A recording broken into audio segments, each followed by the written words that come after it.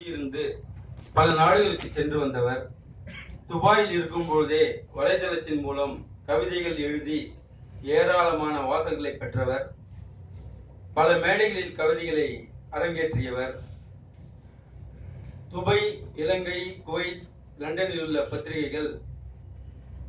பத்திரிகைகள் வானொலியில் இவரது கவிதைகள் இடம்பெற்றது சிறப்பிற்குரியது. மிக குறுகிய காலத்தில் 100 கவிதைகளை அரங்கேற்றியதால் துபாயில் கவிதாயினி என்ற பட்டம் பெற்றவர்.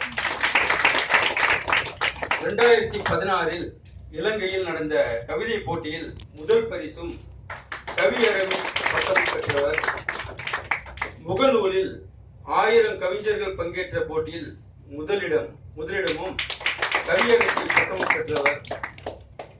இவர் பல நூல்களை எழுதியுள்ளார். அவற்றில் சில உணர்வுகளின் ஓசை, பூக்கவா புதையவா, ஒட்டாத உறவு பாலங்கள் போன்ற கவிதை நூல்களை எழுதியுள்ளார். இந்நூல்கள் மூலம் நிறைய பரிசுகளையும் பட்டங்களையும் பெற்றுள்ளார். 2வது நூலான பூக்கவா புதையவா நூலிற்கு அமெரிக்க தமிழ் பல்கலைக்கழகத்தின் சிறந்த நூல் பரிசு கிடைத்துள்ளது.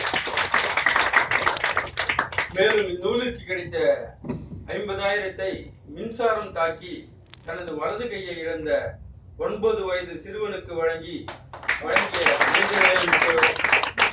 அவருக்கு இப்பொழுது பாராட்டி பரிசு வழங்கும் நிகழ்வு நடக்க இருக்கிறது.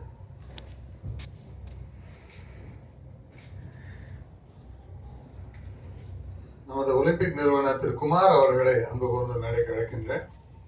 அவர்கள்